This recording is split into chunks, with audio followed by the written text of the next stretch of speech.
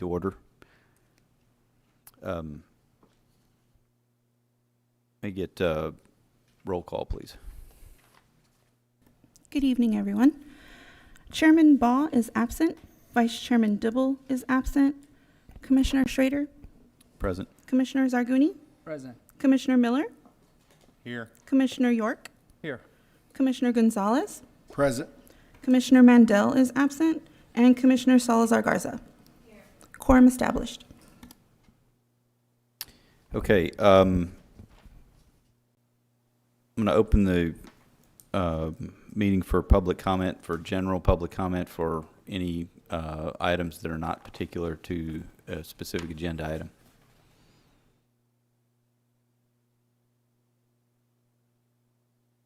Okay, seeing none, I'm going to move to close the public comment, and I'm looking for a motion for approval of absences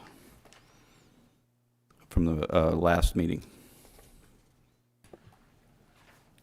I motion that we approve the minutes from the last meeting. It's actually the absences. Absences, I'm sorry.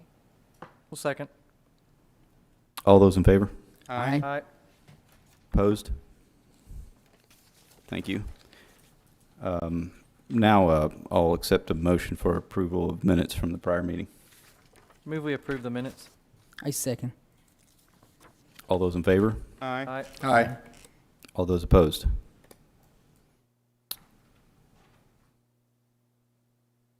All right. I would like to, let's see. We have, I guess I'm going to go ahead and do this. I would like to remove items,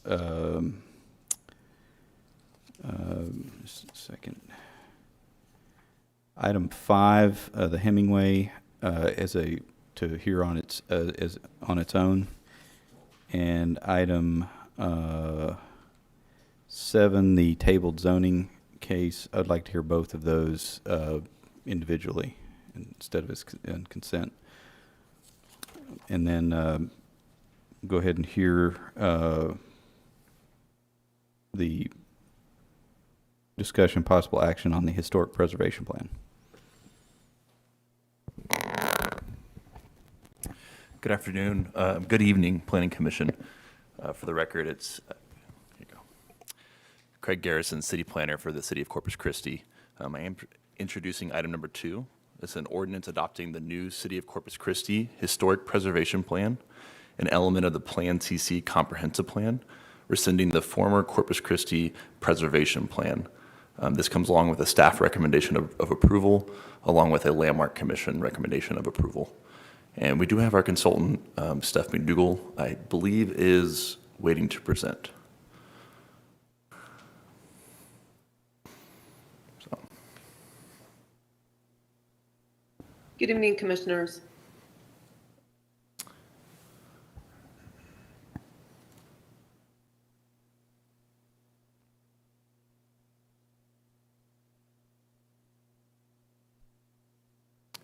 All right, Steph, they're able to hear you. Okay, great. Craig, are you going to, oh, there it is. Great, thank you very much. Thanks to Craig for driving the presentation for me this evening. I am out of town and I'm afraid I have limited bandwidth, so thanks, Craig. I'm pleased to be here this evening to share with you an overview of the draft preservation plan that was published for public comment and review in June at cctexas.com/HPP. I'm going to quickly walk you through what's in the plan and then outline the rest of the steps for completion of the project. For those folks who are listening in, you can submit questions during this presentation through Facebook, YouTube, or via email at dsoutreach@cctexas.com, and Craig is collecting all of those questions. Next slide, please, Craig. Okay, so for those of you who may not have heard about this project before tonight, I am going to summarize it quickly so that we're all on the same page. This is the third preservation plan undertaken by the city of Corpus Christi in the past 50 years. The previous plans were adopted in 1976 and 1992, respectively. And if you had looked at those plans and compared them to this one, you'll see that we're making some of the same recommendations that appeared in those earlier plans. And that's because some of those recommendations, which are very typical activities of historic preservation programs in city governments, were not implemented in the past. Regardless of why that happened, the time is right today to move Corpus Christi forward and join all of the other cities in Texas that are taking advantage of historic preservation's potential as an economic development tool. And we'll talk more about that in a bit. We did begin this project last fall, and we're on schedule to complete it by the end of September. It's being funded, as you can see here, by a grant from the Certified Local Government Program in which Corpus Christi participates. Next slide, please. So we began by reviewing the history of historic preservation in Corpus Christi to understand what's happened in the past, but also what has not happened. So although Corpus Christi began a historic preservation program at about the same time, or even a little earlier than other cities in Texas, it has not proceeded and made the same kind of progress as other cities. For example, Corpus Christi has no designated historic districts and only a very small number of locally designated historic landmarks. And that's really unusual for a city that's been doing preservation for this long. So we need to understand the factors that have contributed to the situation so that we can recommend how you can address those issues. After we reviewed the state of preservation and provided a report summarizing our findings to Development Services, we then conducted telephone interviews with more than 24 stakeholders to learn what the community values, as well as specific concerns that different subsets of the community might have. We got so much great information. Just want to thank all of those stakeholders again for talking with me.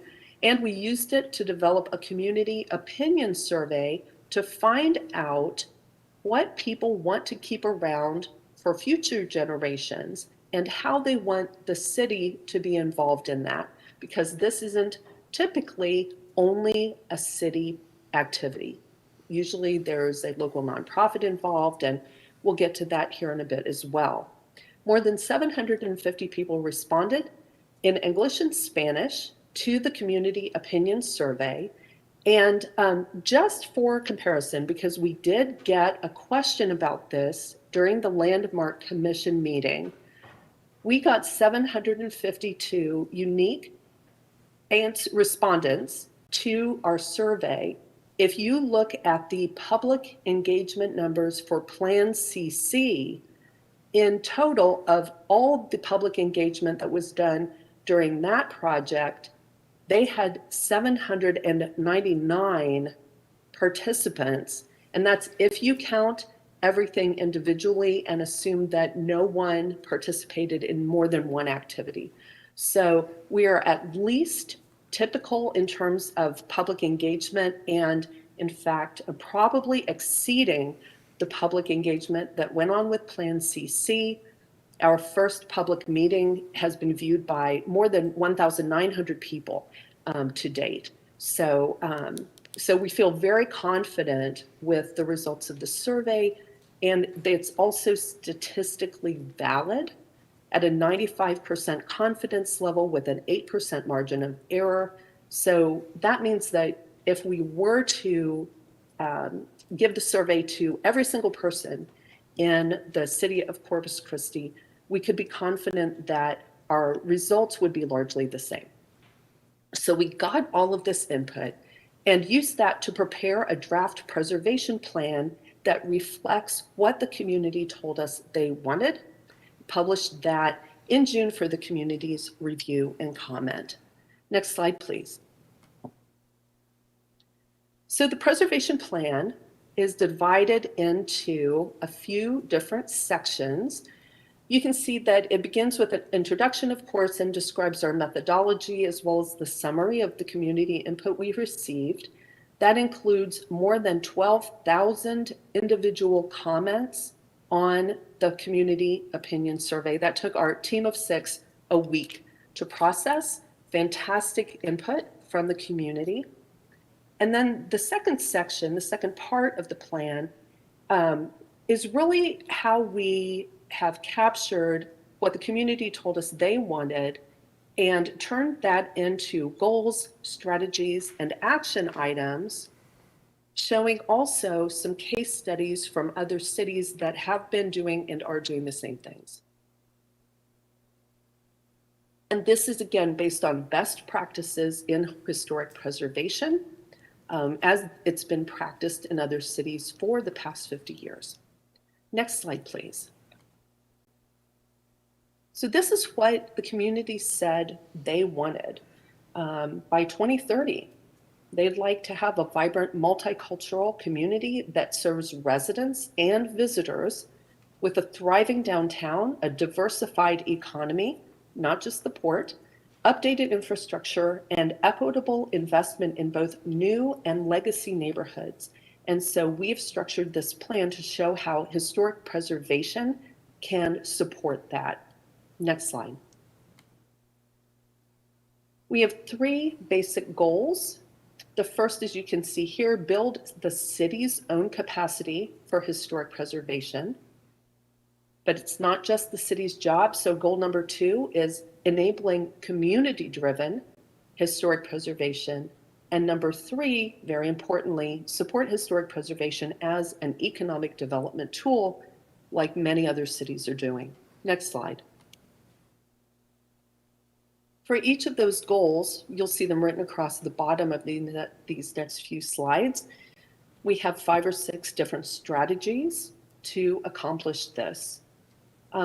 For building city capacity, you'll see these 5 strategies in the plan. The first one is to hire a full-time historic preservation officer. Many cities have someone who is dedicated to managing their historic preservation program. And that person would be able to undertake implementing the strategies and activities that are outlined in the plan. That doesn't mean that they can't also do other planning work. It's very common for a preservation person to do both, but having someone who's trained in historic preservation and can work on that as their primary job responsibility is pretty important. Number 2, the historic preservation ordinance can be updated and should be updated. We are not suggesting that any of the rules change for existing landmarks. However, we're suggesting that the city of Corpus Christi could follow Houston's lead and do what they did to add protected landmarks and protected historic districts where the Landmark Commission's decision is binding. So in 1995, when the city of Houston adopted its preservation ordinance, around the same time that Corpus Christi was updating their preservation plan for the first time, Houston also, like Corpus Christi, just had a delay. And if the Landmark Commission said, we don't approve your application for changes, the property owner only had to wait 90 to 120 days to go ahead and do whatever they wanted. And in Houston's 22 historic districts, that resulted in the loss of a lot of historic fabric, and to the point where the community was really upset. So in 2010, the city made a change and instituted these protected landmarks and protected historic districts that allows property owners who want to designate their property to have a choice. They could either designate it with just a regular landmark designation, which still has the 90 to 120 day waiting period, or they could use a protected landmark designation, and that means that if the Landmark Commission says that change is not appropriate, we're going to deny your certificate of appropriateness, that's it. That's the decision. Now, it is appealable, of course, but the appeal is based on procedure, not the opinion of the Planning Commission or the City Council. And that's because it has to be defensible. Those rules are applied fairly and consistently. So we're recommending that the City of Corpus Christi do the same thing and add protected landmarks and protected historic districts to its ordinance. Our third strategy is to update the Landmark Commission bylaws and training requirements.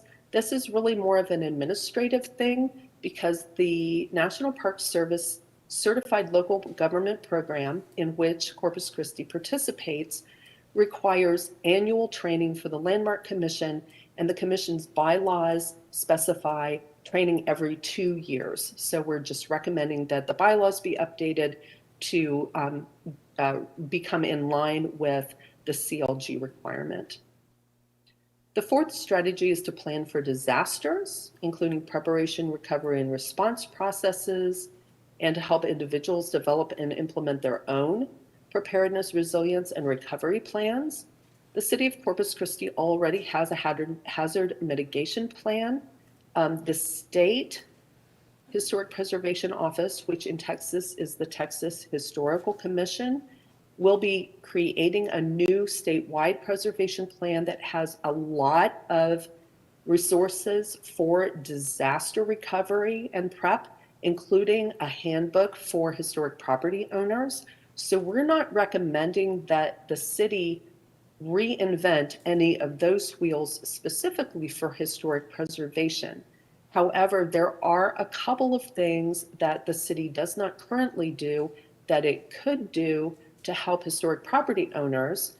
One of them is to participate in the Texas Windstorm Insurance Association's exemption program for historic properties, which allows registered landmarks in a city to not have to, for example, replace historic wood windows with windstorm certified windows.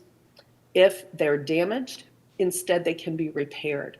The cities of Galveston and Brownsville both implement these programs. It's very simple to do. You do have to get set up to do it with TWIA and the Texas Historical Commission, but it is not an onerous process, and it can be helpful for historic property owners. So we're recommending that Development Services work with TAT and TWIA to do that. And then the fifth strategy is to partner with the city's Convention and Visitors Bureau to develop walking tours of historic areas, because we know through countless research studies in cities all over Texas and the United States that heritage tourists stay longer and spend more money than other kinds of tourists. So let's give those folks things to do in Corpus Christi. And one of the things they like to do is look at historic buildings. So let's put together some walking tours of historic areas. Corpus Christi has a tremendous inventory of mid-century modern buildings, rivaling other cities that have made the most of that. Mid-century buildings are super popular right now, and there's no reason that Corpus Christi can't capitalize on that and take advantage of the public interest in that time period now. Next slide. Okay, moving on to the second goal, enabling community-driven preservation. As I've said, the city does not have to be, nor should it be, responsible for everything in historic preservation in the city.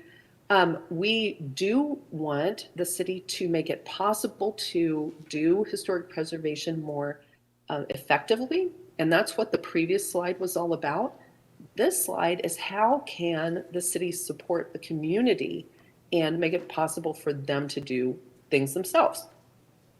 So the first thing we're recommending in strategy 6, and this is part of an ongoing process that is already underway, is to improve the city's historic preservation website to make information easier to find.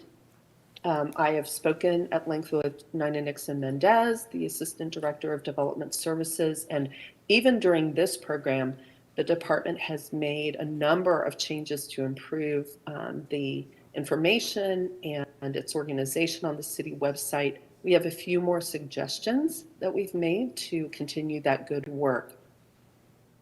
Strategy 7 is improving community outreach and standardizing the public engagement process.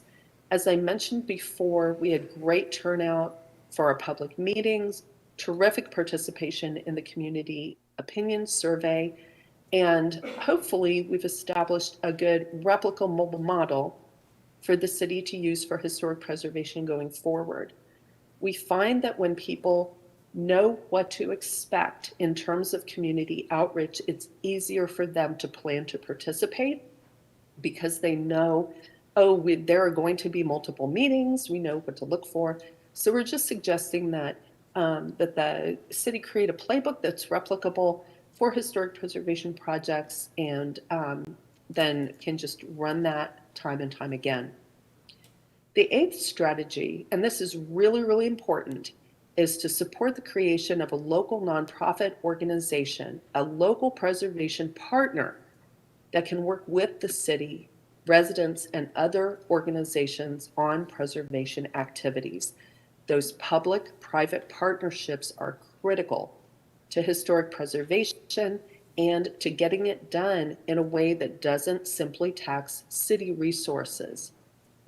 A great local preservation partner can attract grant funding that's not available to the city, can bring people in to help on projects as volunteers, can hire consultants of their own, et cetera, to help achieve the goals that the city has identified with its residents.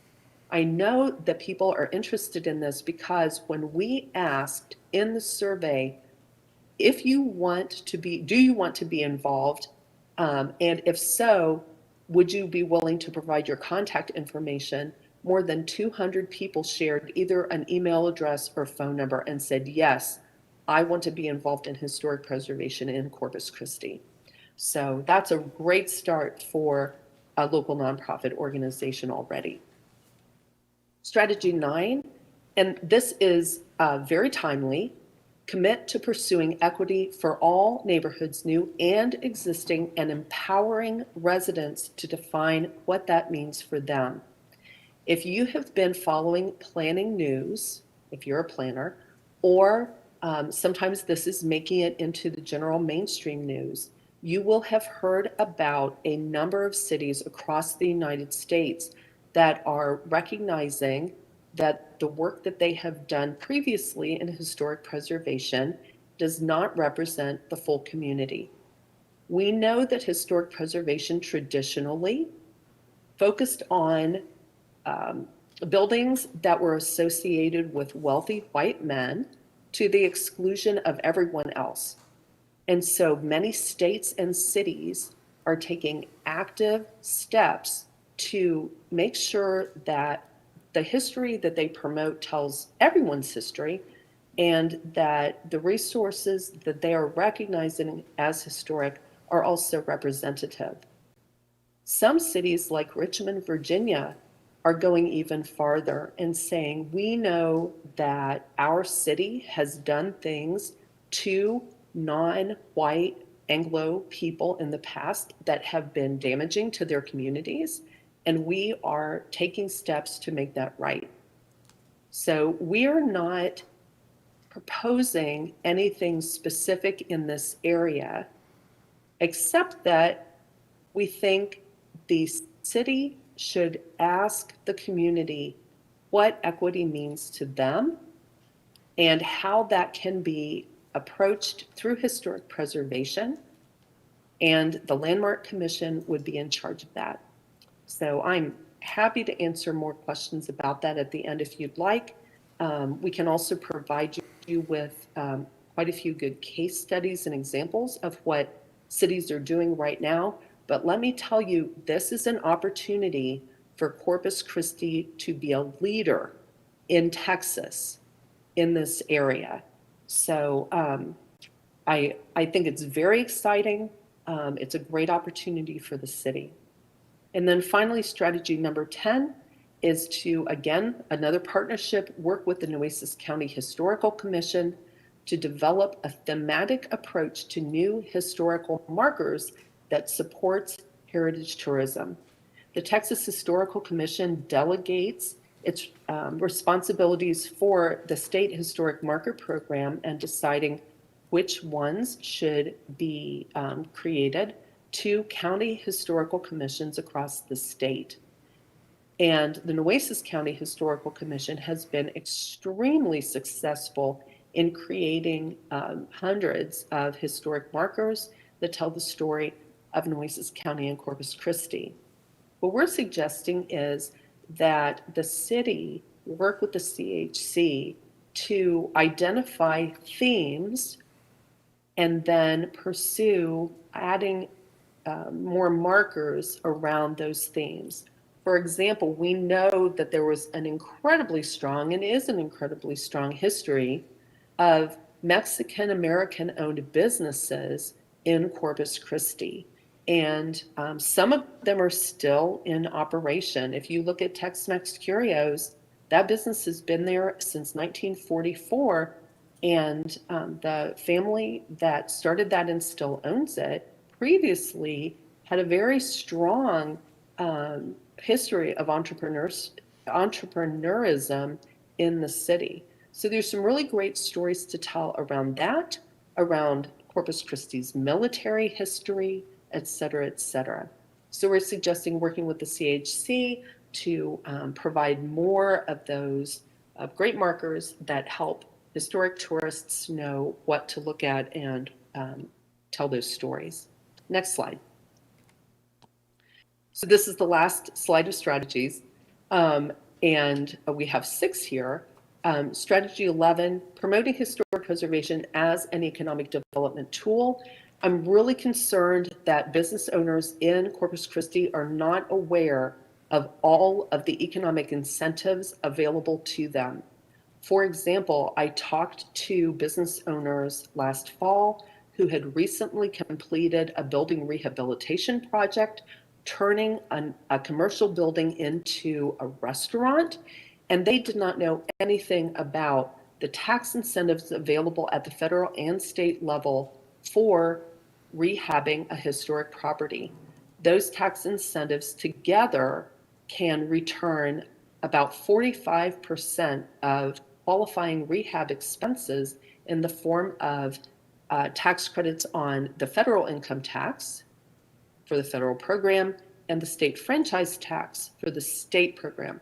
And the state tax incentive program is also available to nonprofit organizations. And that's not even getting into the local incentives. So we really want to make sure that business owners and property owners know that those incentives are out there for them to take advantage of, rather than sending your money to Austin or Washington, D.C. Let's keep that in Corpus Christi. The 12th strategy, the vacant building ordinance. I know that when that was first proposed, it was proposed with a registration program like they have in San Antonio, which has been very effective. The registration program was stripped out of it. And I think that we can see by the results, the vacant building ordinance, as a result, encourages demolition instead of adaptive reuse. That was not the intention, we know, but that's been the result.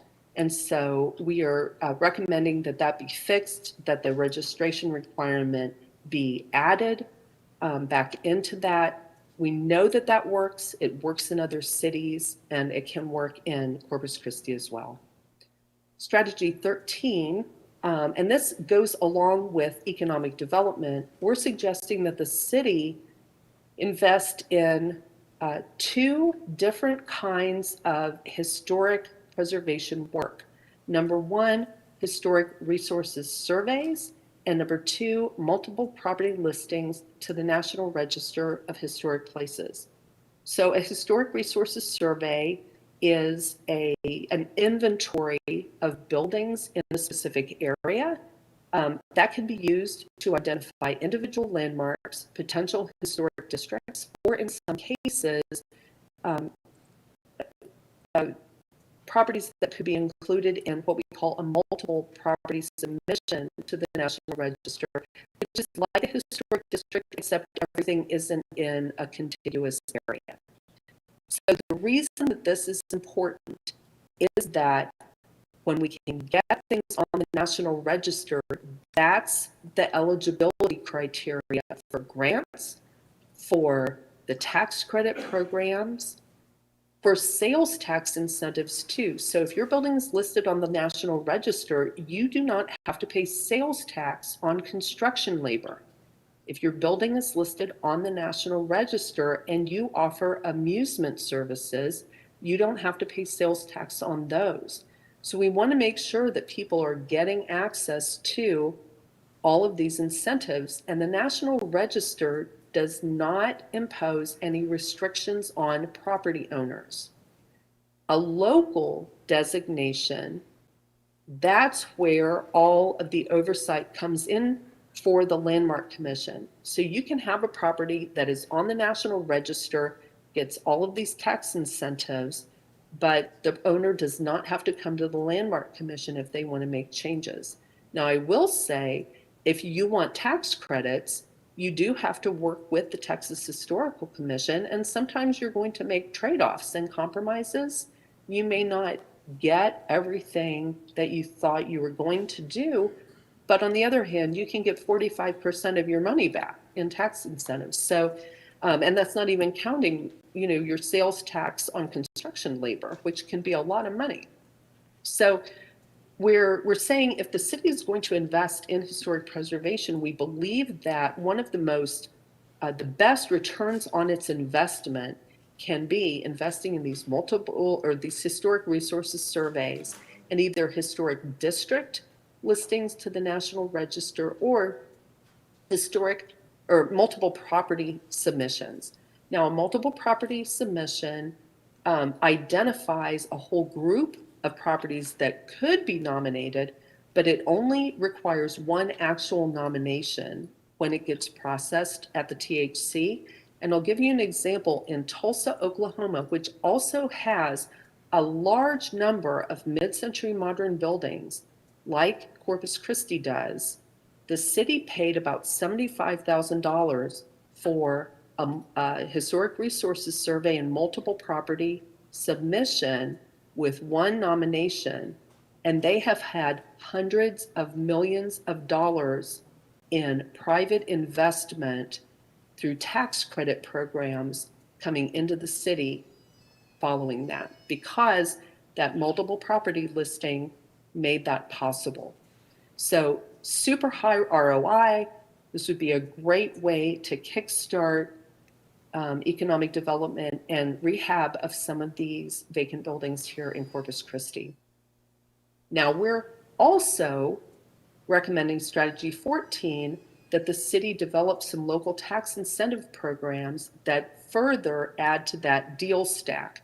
If you are a developer, you know the deal stack is where it's at. You want to know where all the money is coming from for your project, and local tax incentives can help that. Many cities in Texas, more than 75, have local tax incentive programs that abate or exempt a portion of the local property tax for property owners who invest in rehabilitating their buildings.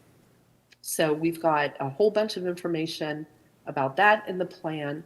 We're not saying exactly what the city should do, but we do think you should look at what other cities do and figure out a program that makes sense for Corpus Christi and adopted that. Similarly, a lot of cities have facade improvement programs, and Corpus Christi does too. In TERS number 3, we're recommending that you also develop one outside TERS number 3.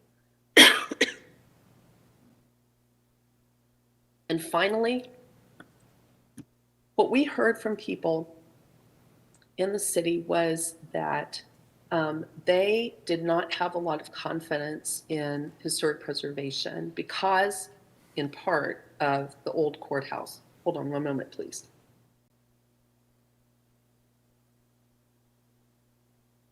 Sorry, I've got a little bit of a tickle in my throat. So we think it's really important for the city to select a demonstration project or two that can showcase the potential for historic preservation to spur economic development. We've provided examples of the Ritz Theater and the county courthouse with information about what the payback period would be for various things like that, as an example. Of course, there you have other buildings that also would be excellent opportunities for that as well. Next slide, please.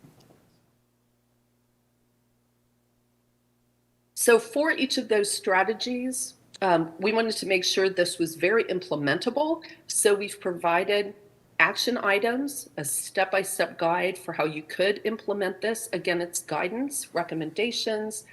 Nothing obligates the city to do any of those things, but if you want to, here's a step-by-step guide for doing that. Next slide. And then we've also provided case studies from cities all over Texas and the United States showing how other cities have done these things very effectively and successfully. Next slide, please. So we have not received a lot of public comments, actually, just a handful. And so here is what we've got. This is it so far. We're hoping that folks will continue to share their thoughts and comments and questions with us. And of course, I'm happy to answer any of the commission's questions. Next slide. And you can see in the approval process, the Landmark Commission met July 22nd and recommended approval with one amendment, which we've already made. That clean copy is what you received. Today we're here at the Planning Commission, and in September, we expect to be presenting to City Council. We do need to have this done by September 30. That's the deadline for the grant, and we're on track to do that. Next slide. And finally, for those folks who are watching this from home, here is the information for getting in touch with Craig Garrison in Development Services. If you have questions or comments, please send them in, or you can call. And there is that information. If you still have not seen the Historic Preservation Plan, here is the web address where you can see that as well. And that's all that I have for my presentation. I'm happy to answer questions now or after the public hearing. Thank you so much, Steph. Commissioners, does anybody have any questions for staff or the presenter at this time before we open the public hearing? Okay, I'm now open this for a public comment on the presentation. Okay, seeing no one, we'll close the public hearing and ask for any other comments from commissioners, or I'll entertain a motion. I'll make a motion that we approve as presented by staff. I have a motion and a second, and I have a clarification to ask of staff on this. Do we also need to include in this motion to rescind, a recommendation to rescind the existing one? Is that a procedural thing that we need to do?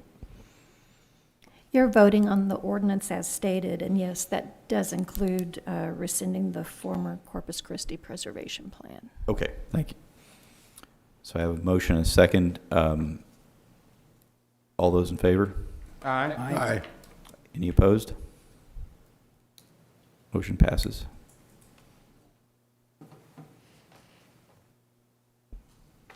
And I'd just like to say that I found that to be a very thorough presentation, and the documents supporting it were very well presented. I really appreciate all the effort. I think it was a long overdue, Thank you very obviously. much. Thank you. Agreed, thank you.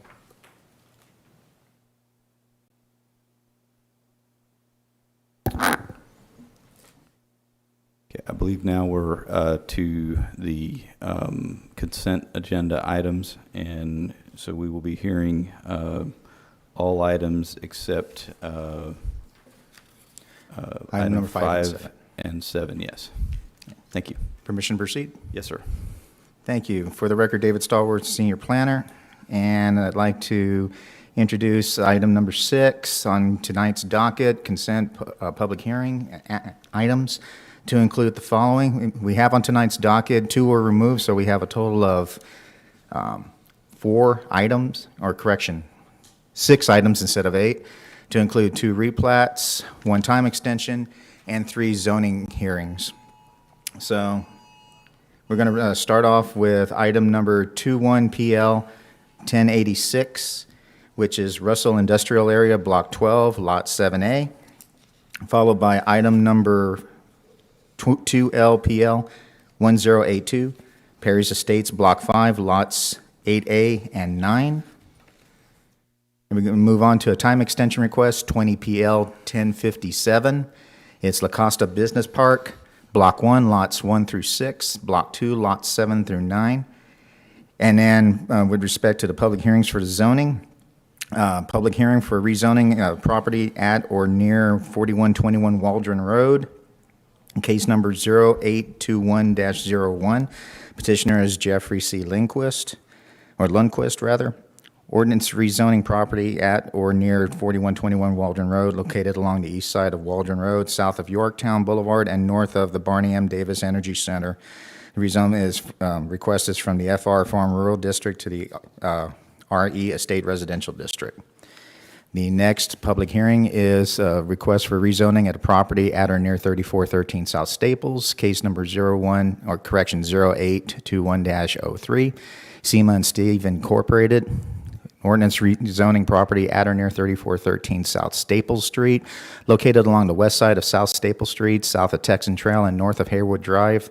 The request is for a rezone from the ON Neighborhood Office District to the CN1 Neighborhood Commercial District. And the last on your docket tonight is a public hearing for a request for rezoning at or near 3617 Violet Road, also known as FM 24, case number 0821-02, Domingo Flores.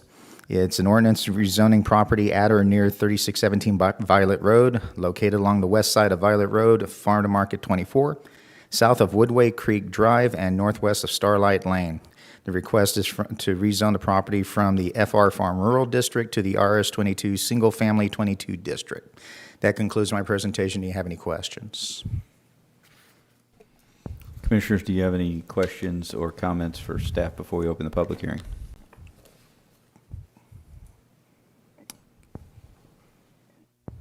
Okay, I'll now open the public hearing for items 3 through 10, except items 5 and 7. We will hold those for individual discussion.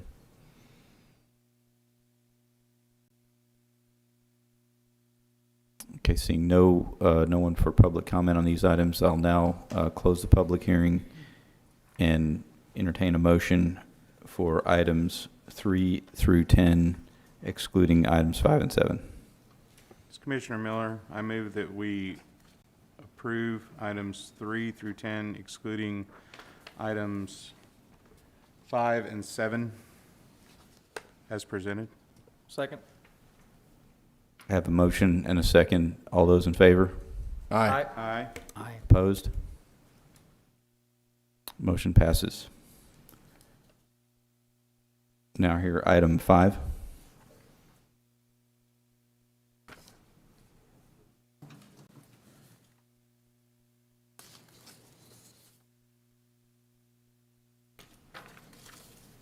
Okay, permission to proceed again? Yes, sir. Thank you. Once again, for the record, David Stallworth, Senior Planner, and I'd like to introduce to you former consent item number 21PL 1083. It's a preliminary plat request for the Hemingway preliminary plat consisting of 134.03 acres. The site is located east of Greenwood Drive and north of Holly Road. Staff is, on this action, staff is recommending conditional approval. Okay. Do we have any questions or comments for staff before we open up the public hearing? I have one. Can staff briefly, hopefully, outline what exactly the conditions are? Because I'm a little bit confused on that. Okay, from what I understand, there should be a, what is it? I'm sorry. The spreadsheet, thank you. I'm brain fart here, so my apologies there. It should explain all the activity with respect to technical review that's been conducted from cradle to grave. So the last column should indicate what outstanding comments were, and with respect to those outstanding comments, they're going to be based on conditional approval. They have to go and address those comments at time of final plat, or at least in order to get a preliminary plat approval before they can proceed to final plat. Okay, and I asked this in an email, but for the benefit of everybody else, and just to confirm, I guess, the ones highlighted, which I assume are all the ones that are unaddressed, it looks like there's potential that these could change the layout or the plat. I mean, it looks like minor things, but I'm just formally or technically, if it changes, does it then have to come back here and get reapproved? I'm not familiar with too much of the process, so my apologies here on this, but based on on what I've had with other jurisdictions, preliminary plat is a conceptual layout, so it's generalized, upon which final plats can be based and recorded against. So depending on, certain minor changes to roadway configuration, all that's provided not drastic, they still shouldn't have any issues approving a final plat against a preliminary plat. Some of the conditions or some of the issues that are outstanding with respect to this preliminary plat, however, that weren't resolved at round 3 of this of technical review, some of the issues included itemizing certain lots as unbuildable or tracks that you can't go vertical on, that have to be maintained by an HOA. There's also some issues regards to private street configurations and also private street labeling. Again, an issue where they had to be built to certain city standards, and also had to be identified as not public maintained, but maintained by an HOA. So in order for any final plat to move forward, they would have to demonstrate that an HOA has actually been put in place to go and support those things. Some of the other things are looking at, or were concerns, were double-loaded parking on residential streets. Those, given the proposed configuration or layout of the, for the residential component of the preliminary plat, that was a concern, I believe, of fire. And there was also some other outstanding issues with respect to traffic engineering, with respect to proposed layout of one of the, there's a traffic circle, I believe, that's in there, and also some of the configuration of the internal residential street grid. And let's see what else. That's pretty much it. So those issues, again, it's staff's conjecture to try and move this thing forward. And bear in mind, we would like to have as close to a solid document to present to you, but given the certain events and the timing that is pretty much beyond our control, and we're trying to facilitate or trying to work with the applicant, we're moving this forward to you with some requests for conditional approval to address those outstanding items. Did that hopefully give you- And just to add to that, so once we receive the revisions and we deem those essentially complete and compliant with our codes, we would administratively accept it. If there is a disagreement related to if the condition has been satisfied or not, then we would place it back on the Planning Commission agenda. Okay, thank you. Yeah, appreciate that.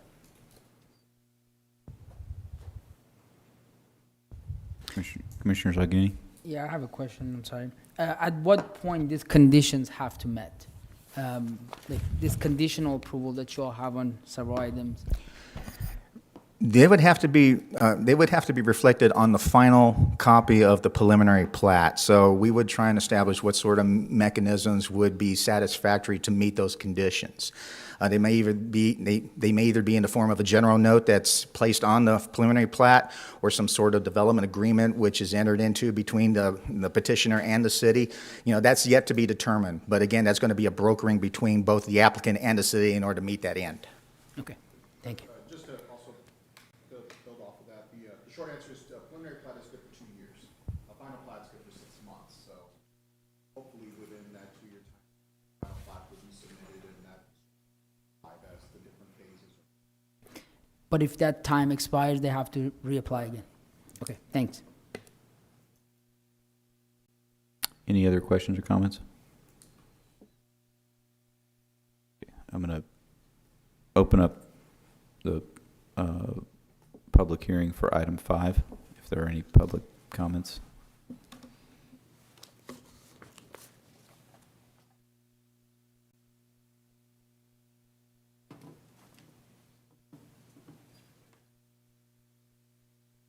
Good evening, lady and gentlemen of the commission. I'm Chuck Urban, Urban Engineering, 2725 Swantner. This is a pretty unique development. It is a townhome development, but I have the developer, Roberto Santos Williams, here that can talk a little bit if you guys have the time and are interested in it. But we submitted this plat on June the 2nd, so it's 60 days into it, this preliminary plat. And this is our third round of comments. The comments that the comment about the private streets and the lots and the buildability of the lots, there's been a note added to the plat. We got the comments around lunch today, the ones that are yellow, and we submitted responses to those, and I feel that they're absolutely satisfactory. Some of the things, the concerns with fire and traffic down the streets and signage and stuff, we're going to come in with the final plat, and then, of course, we have to do construction plans. And in the construction plans, we have serious reviews with staff, with traffic and all that to comply with the requirements. The way that it's in the plat is in agreement with what's required for subdivision development. It is a private development, so it has some unique things. But I think, and we submitted those, I think Mr. Demas saw those today, I think our responses are adequate to let the plat move forward. We have the final plat. We've already actually submitted it. Mr. Santos is very anxious to get this project under design so we can get it under construction. He's been working on it for a couple of years, creating the tax increment reinvestment zone for the area for this property. It says conditional on the agenda, but I've been coming down here for about 35 or 40 years doing platting, and pretty much every plat that we submit and get approved is always a conditional plat. It's conditioned upon us paying acreage fees, building improvements, and whatnot. So I request that the comments that we submitted today, that staff can look at that. I think Ms. Mendez mentioned that it could be administrative. I think those satisfy to the best of our ability without getting into a design, what we've got. I don't know if you folks saw the rendering that was provided. Did y'all get it of the rendering? A lot of the questions were being asked about the medians and the islands and the streets. To me, that rendering really shows, particularly the folks in traffic, of what the concept is. We have a good bit of right-of-way, more so than a typical residential subdivision on most of the streets. But the concept is to have it more open and have more green areas and make it kind of a unique development. That's really the concept of Hemingway. I would be happy to answer any questions that I may. And also, Mr. Santos can come up and visit for a minute if you guys are amenable to that. Thanks. Any questions of the applicant? Thank you, Mr. Urban.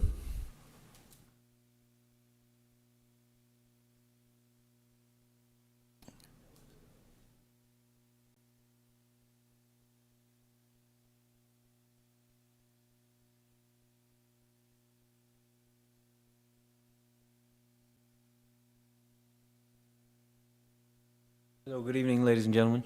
Thank you for your time.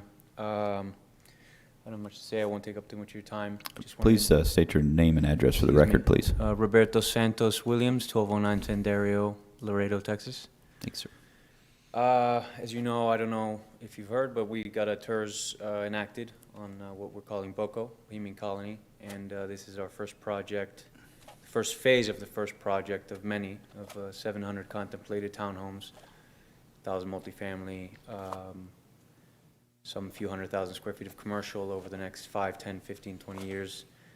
I think that this townhome, I'm actually really proud of it. It's actually a very beautiful design by a local firm, Janak. It's being engineered by a very reputable local firm, Urban Engineering. And it's our first sub-phase of the first project, and we have a lot to do. And so it would not be in my interest to mess it up, or to not keep my word, or to not live up to the expectation of the project that we intend to bring to that district. If you can see the pictures, it's very beautiful, from the design to the layout. We think it'll be a great addition to Corpus Christi, and more to come. And we've put in a lot of work. I think we're 3 years into this. If we include the TERS, the planning, the design work, the money's waiting on the sidelines, and we're eager to get going. So I appreciate your approval, your time, and your comments on this. Thank you. Thank you, Mr. Santos. Good.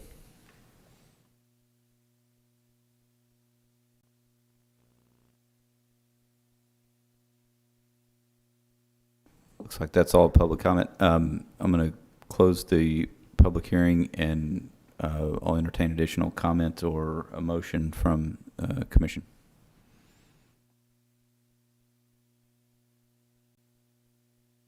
Ms. Commissioner Gonzalez, I'll make a motion to approve item number 5 with the conditions. I second. You have a motion and a second. All in favor? Aye. Opposed? Motion passes.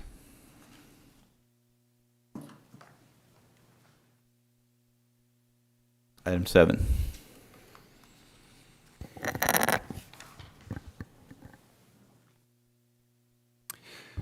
Good afternoon, Craig Garrison, City Planner with the City of Corpus Christi.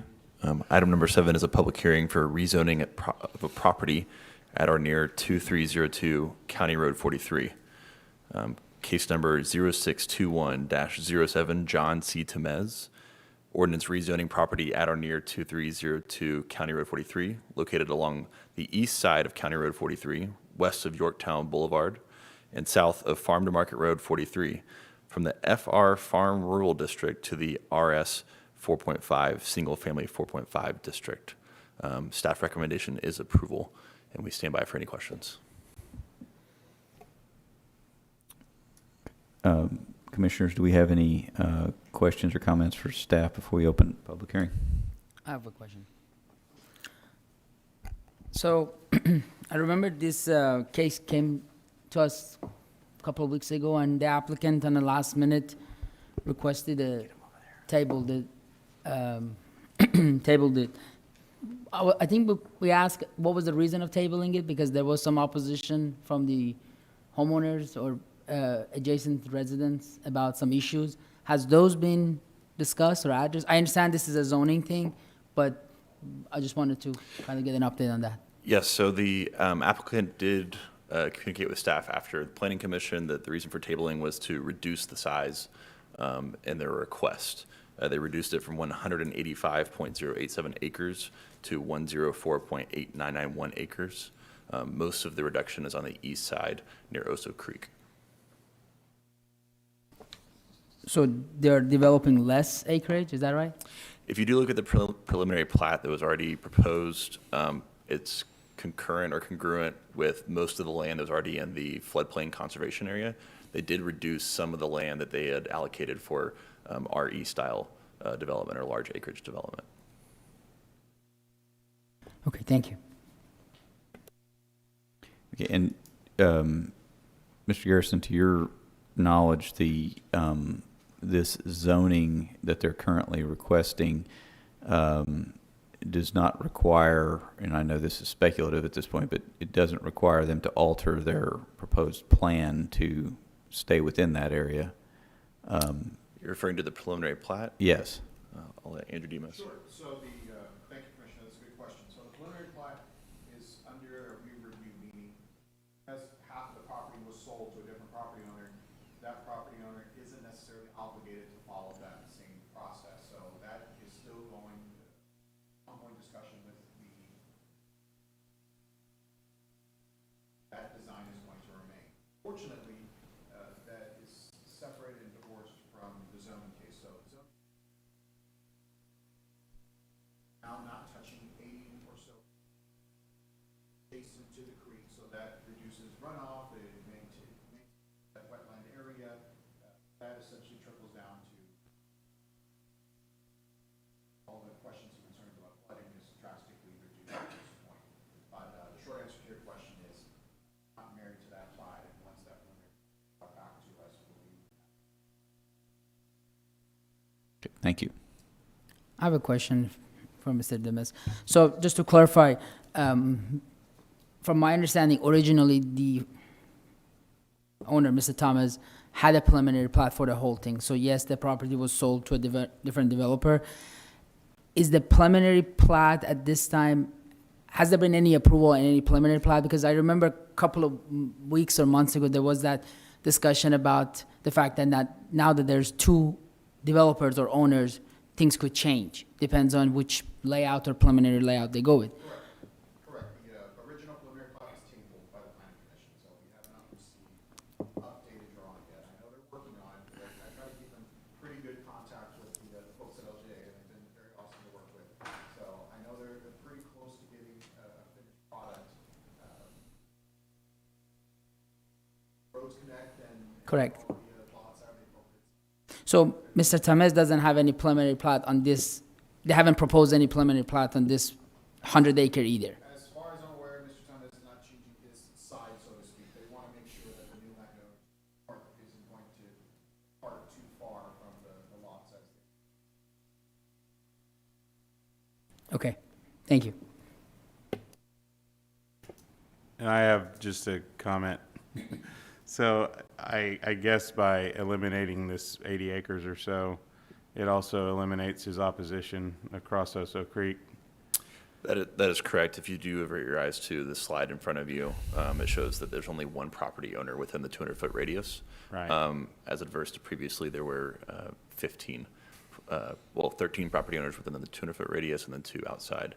So those property owners, their comments are still recorded and they're included in our staff report, but they do not reflect for the 3/4 or the 20% rule, which would require a 3/4 vote at City Council. Right. Their voices are not lost. Their opinions and their letters that were turned in are still track with the case going to City Council. But council doesn't have to have a supermajority to. Correct. That's correct. Okay. All right. I'm smiling through my mask. So I just have one more question. That 80-acre that is not being zoned right now, what's happening with that? Is it zoned farm? It's a- Remain in the FR, sorry. I'm sorry. It would remain the FR zoning as originally. It would stay farm. And a portion of it is RS6 as well on the other side of the Osos Creek. But with the possibility that they could come back and ask for a change of zoning on that to an R 4.5, or has there been a discussion with the owner? I mean, I'm not an engineer, so Sure. I have to say that first and foremost, but judging by the wetlands that are in that area, wouldn't be the easiest to minor. Now, solve anything, so if they really wanted to develop, they could invest the time and funds into finding ways of mitigating some of those wetland issues to property, but we have not heard any intention now or in the future to develop those 80 acres. Okay, I just want to ask, for the good faith sake of it, because that could be always the possibility in the future, so Yes, sir. just ask. Thank you. Any other questions or comments? Okay. So for the record, I'm going to go ahead and open up to public hearing, but we have no one else in the audience, so, okay, now close public hearing, and I'll entertain a motion or further comment on item 7.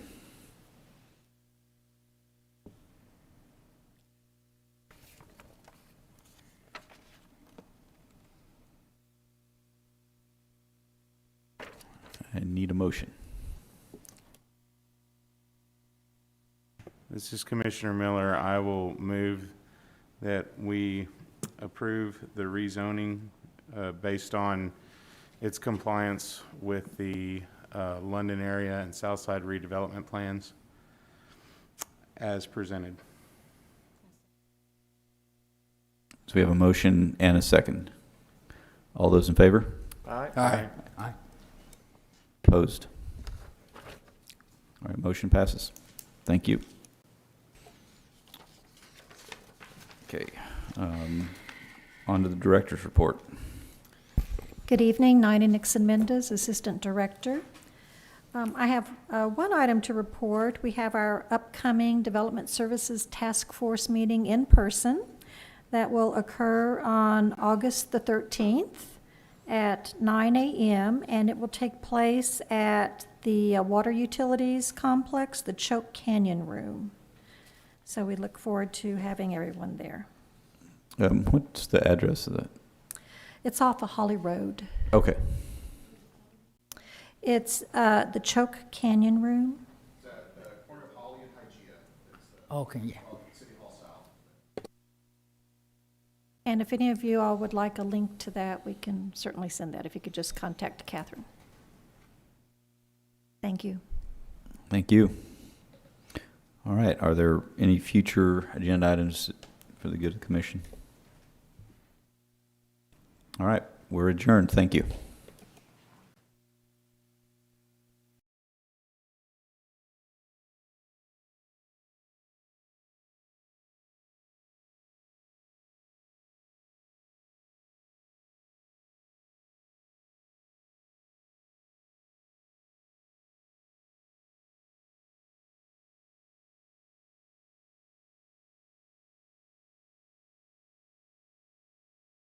Es importante cerrar el flujo de agua de su propiedad si sus tuberías se han congelado o si hay fuga de agua. El proceso es sencillo. Primero, ubique la caja de su medidor de agua. A veces está en la parte trasera de su propiedad o cerca de la calle. Una vez que ubique la caja del medidor de agua, retire con cuidado la tapa porque hay un cable conectado a la unidad de transmisión que está conectado a la caja registradora. No desconecte este cable. Es posible que deba eliminar los escombros u hojas de la válvula y el registro. Localice la válvula de cierre principal de agua. La válvula apuntará hacia la propiedad cuando abra la caja del medidor. Con una llave inglesa o una herramienta, gire la válvula 90 grados a la derecha y la válvula apuntará de izquierda a derecha cuando haya terminado. No use pinzas para girar la válvula de agua. Luego, ingrese a su propiedad y revise los grifos y asegúrese de que no fluya agua. Si el agua sigue fluyendo, la válvula debe girarse hacia la derecha para cerrar completamente el flujo de agua. Para obtener más información, visite el sitio web de la ciudad en www.cctejas.com/waterboil o llame al 361-826-CITY, que es 826-2489.